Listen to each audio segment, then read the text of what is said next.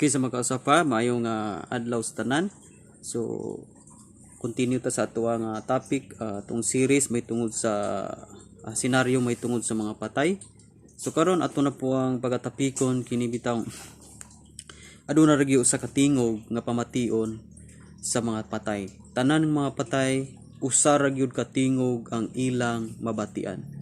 Ug kana dili imuha, dili akoa, dili sa imong pamilya, dili sa bisan kinsa nga tawo ining kalibutan.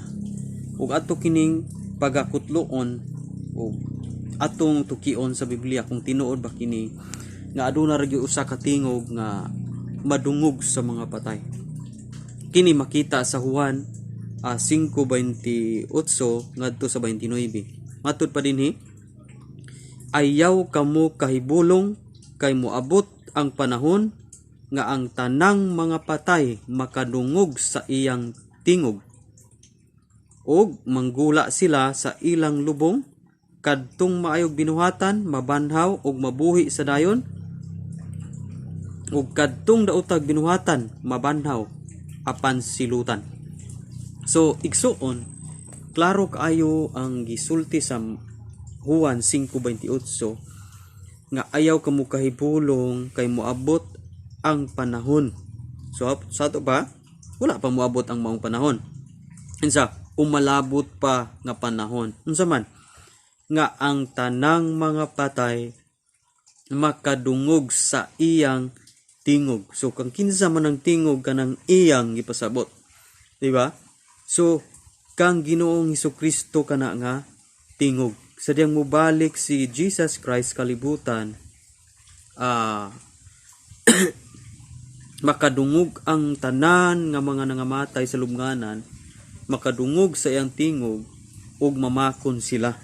Pagabanhawon sila ug niingon didto nga adunay mabanhaw nga paingon sa kinabuhing dayon ug aduna poy namatay didto nga mabanhaw nga paingon sila sa silot. So kini kani nga bersikulo atong sasabtan nga aduna ra gyud usa ka tingog nga madungog sa mga patay. Kay ang senaryo mong sa mga patay igsuon matud pa sa English, sleep ang kamatayon. Kana bang daw sama ra og natulog ang kamatayon. Moabot ang ikaduhang pagbalik ni Jesus Christ, pangpukawon ra na sila nga mga nangatulog nga naa sa lubnganan. So di ba? So only the voice of Jesus ang iya lamang tingog mao ang makapapukaw kanila ug mao ang murag po ilang madunggan. Pero kita mga tao lamang nya musulti-sulti ta nila, dili ta nila manungog. Dili man ta Dios, dili man ta gamhanan. So bisan unsaon natog sulti-sulti nila, dili na sila makadungog. Matud pa sa Ecclesiastes 9:5 nga natapos ban kanila ang gugma, kaibog o kasilag. So wala na sila mapaabot bisan unsa. O di ba? Excuse me. Wala na sila mapaabot bisan unsa. No? Kay aduna ra may giingon diri nga usa ra ka tingog ang ilang madunggan. So dili tinuod igsuon nga makikinaabay tas mga patay madungog ta nila.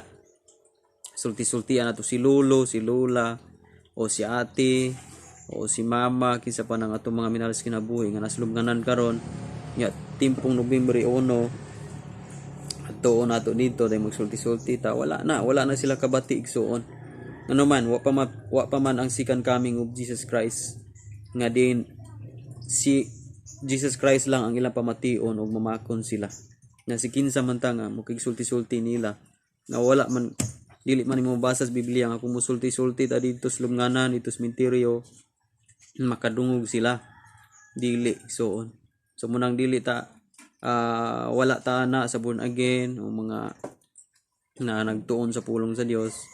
Wala ta na mga pagtulon-ana, wala nato nag-adapt. Mga tradisyon lang mang na, mga pagtulon-an sa mga katigulangan, mga kabilin-bilin nga nasunod sa atong mga new generation. Apan sa dihang nakailatan ni Jesus Christ, ni dawat tas kamatuoran, nagbasa na tas pulong sa Dios atong nasuta nga wala man day dito, wala man day sa Biblia, wala man nagisulti nga kung magsulti-sulti dito sa mga patay makadungog sila. Wala man. Ang giingon sa Biblia nga aduna ray usa ka tingog nga ilang mabatian nga ang tanang patay makabati gyud anang tinguga.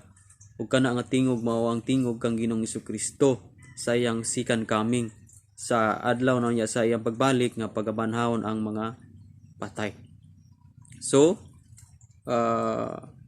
mao kadto nga ato ang tubag sa pulong nga atong topic nga isgutan nga tinuod ba nga mga patay makabati pa kung magsulti-sulti ta nila. So only ang tubagan na only the voice of God, only the voice of Jesus Christ ang mabatian nila. So salamat sa inyong pagtanaw ni nga video. God bless sa matag usa.